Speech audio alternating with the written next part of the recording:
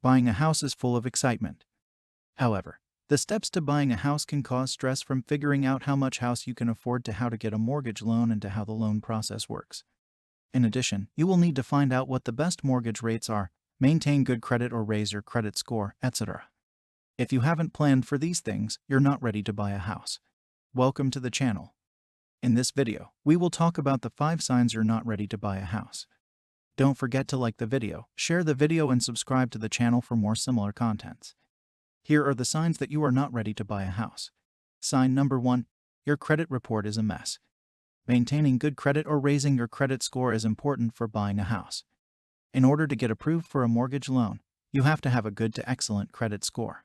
Exceptions can be made if you're using an FHA or VA loan where your credit score can be lower. But the higher your credit score, the better, because it qualifies you for a lower interest rate, which will then save you money in the long term. You should aim for the highest credit score possible.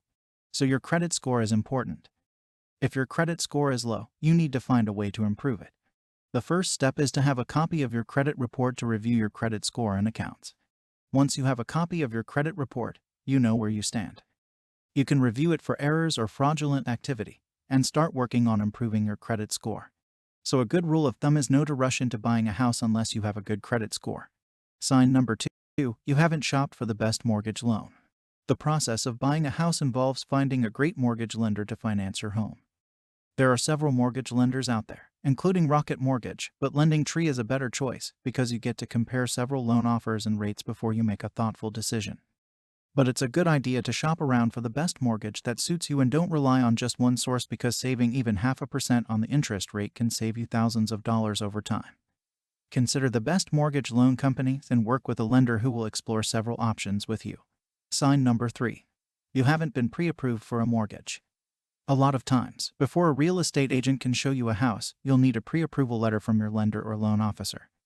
A pre-approval letter not only shows to the buyer and seller that you're serious about buying a house, but it also shows that you have good credit and you can finance the house. Sign number 4. You haven't saved for a down payment. There are a number of costs to consider when you're ready for your home purchase.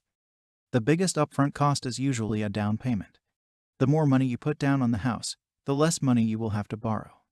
But a conventional loan down payment of 20% of the home purchase price plus enough to cover ongoing costs is ideal. However, if you're a first-time home buyer or a veteran, your down payment for your home purchase can be non-existent or as low as 3% of the purchase price. Saving for a down payment can take a long time. But by establishing a good savings habit and sticking to it, you can watch your savings grow. Setting up a dedicated high-interest savings account is a great way to save for a down payment. You can transfer money into the savings account each pay period based on what your budget allows. Or, better yet, you can set up a direct debit to transfer the money automatically, so you're less likely to spend it. Sign number 5. You haven't figured out how much home you can afford. The process of buying a house is costly. There are costs before, during, and after your home purchase. One of the first things you need to do is to get your finances in place so you know what you're committing yourself to. That's why buying a house takes planning, research, and careful budgeting. You need to figure out how much home you can afford. Working out what mortgage you can afford is about striking a balance between the lifestyle you want and the one you can comfortably afford. Make sure you know what ongoing costs you'll have to manage on top of your repayments once you move into your new home. Also, do a budget to work out how much you can afford in mortgage repayments. In conclusion, buying a house can be a rewarding experience. But it's not without costs. So, it's important to plan, research, and budget. It's also important to improve your credit score. The higher your credit score, the better when it comes to interest rates and getting approved for a mortgage loan. I hope you enjoyed the video. If you did, then give it a thumbs up.